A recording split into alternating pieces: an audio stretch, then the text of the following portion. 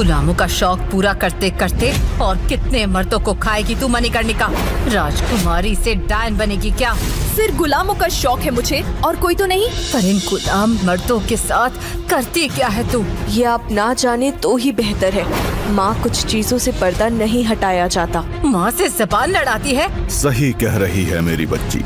अब वो 18 साल की हो गई है, उसे करने दो जो करना है। मुझे पता है कि वो कुछ गलत नहीं करेगी। एक बात याद रखना बेटी मणिकर्णिका, तू शामल साम्राज्य के सम्राट बिंदुसार की इकलौती राजकुमारी है। तुम्हारी उम्र एक ऐसे दौर से गुजर रही है जहाँ पर फिसलने का डर होता है। आज्ञा दीजिए पिताश्री, आज मुझे सुंदरनगर राज्य के लिए निकलना है। वहाँ 4 दिन बाद मौत के खेल का आयोजन हुआ है। वहाँ के राजा नागेंद्र ने मुझे खास न्योता भेजा है। खेल में बहुत सारे गुलाम हिस्सा लेने वाले हैं। बस एक ध्यान रखना, किसी गुलाम से शादी मत करना, शादी मत करना, शादी मत करना। 2 कौड़ी की गुलाम, चप्पल पहनने की भी औकात नहीं है तेरी। कहाँ से ऐसी करामाती किस्मत के सितारे लेकर पैदा हुआ तू? गुलाम होकर सीधा राजकुमारी मणिकर्णिका से शादी करने के सपने? सुंदरनगर राज्य में हर कोई गुलाम नील जैसी किस्मत मांग रहा था। हर चौराहे नुक्कड़ पर नील और मणिकर्णिका की शादी की चर्चा हो रही थी। सब बोल रहे थे कि कीचड़ में खिला हुआ कमल राजगद्दी पर बैठने वाला है। आखिर कैसे खुल गई थी किस्मत एक गुलाम की? क्या इसके पीछे कोई राज छुपा हुआ था? क्या सच में गुलाम नील की शादी एक राजकुमारी से होगी? क्या गुलाम सच में राजा बनेगा? आइए जानते हैं। चल अब मरने के लिए तैयार हो जा। राजदत्त ने अपने हाथ की मुट्ठी को कसना शुरू कर दिया और उसके शरीर में नीली ऊर्जा दौड़ने लगी। उसकी ताकत 100 हाथियों के बराबर थी। राजदत्त ने नील के सीने पर उस मुक्के से वार कर दिया। नील कई फुट दूर जा गिरा, लेकिन इस बार उसे जरा भी दर्द का एहसास नहीं हुआ। उसके शरीर में गर्म धाराएं दौड़ने लगीं। नील उठ खड़ा हुआ। राजदत्त को इसकी उम्मीद नहीं थी। थोड़ा और दम लगा राजदत्त, इतना मेरे लिए काफी नहीं है। राजदत्त भूखे भेड़िए की तरह नील पर टूट पड़ा। वो जितना उसे पीटता, नील के शरीर में उतनी ज्यादा ताकत पैदा होने लगती। नील को अपने वार आसानी से झेलते देखकर राजदत्त का गुस्सा बढ़ता जा रहा था। तुझे कुछ हो क्यों नहीं रहा? क्या तू मेरे सब्र का इम्तिहान ले रहा? तो फिर ये ले। राजदत्त ने नंदी सहस्त्र मुष्टिका से नील पर हमला कर दिया, जिसकी ताकत 10 परमाणु बमों के बराबर थी। नील कई फुट दूर जा गिरा। शोरगुल थम गया। नील पर इसका गहरा असर हुआ।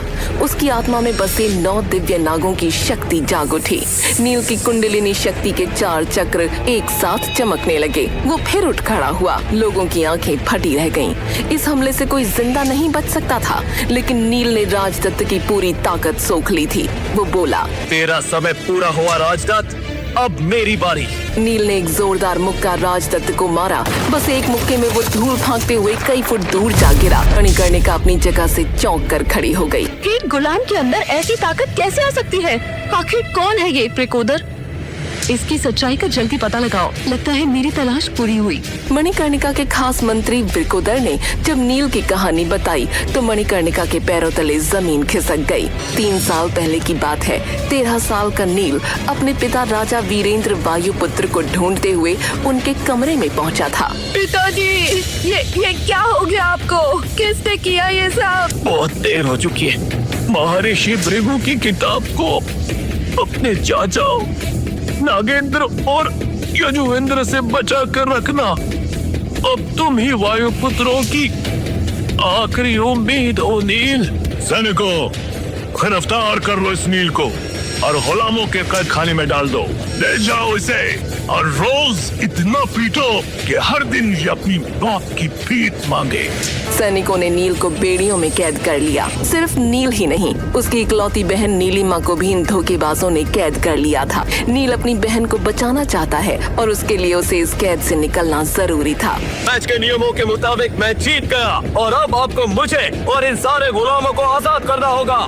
राजदत्त की हार उसके पिता यजुवेंद्र और बड़े चाचा नागेंद्र को बर्दाश्त न हुई। नागेंद्र किसी चोट खाए घायल सांप की तरह फुंकार रहा था। वो इतनी आसानी से नील को छोड़ने वाला नहीं था। वो चिल्लाया, इतनी आसानी से नहीं नील, तुझे आजाद छोड़कर मैं इतने बरसों की अपनी मेहनत बर्बाद नहीं कर सकता। मैदान में फिर मौत जैसा सन्नाटा छा गया।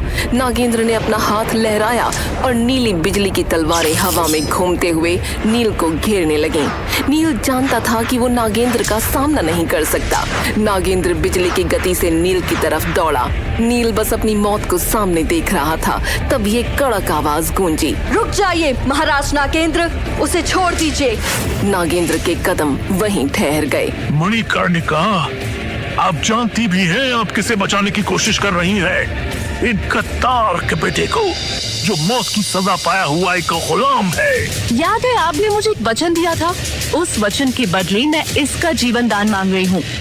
सम्राट बिंदुसार की बेटी की बात टालने की औकात नागेंद्र की नहीं थी। मणिकर्णिका को देखकर नील बोला, शुक्रिया राजकुमारी, मैं आपके एहसान का बदला एक दिन जरूर चुकाऊंगा।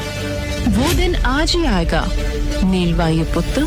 आखिर क्यों करना चाहती थी मणिकर्णिका नील के साथ एक रात की शादी? क्या ये मणिकर्णिका की कोई चाल थी या किसी और की साजिश? कैसे बचाएगा नील अपना राज्य और अपनी बहन को? क्या वो ले पाएगा अपने पिता की मौत का बदला? आगे की कहानी जानने के लिए देखिए अगला एपिसोड सिर्फ पॉकेट एफएम के यूट्यूब चैनल पर, और महागाथा के सारे एपिसोड्स को सुनने के लिए डिस्क्रिप्शन में दी लिंक से डाउनलोड करें पॉकेट एफएम ऐप।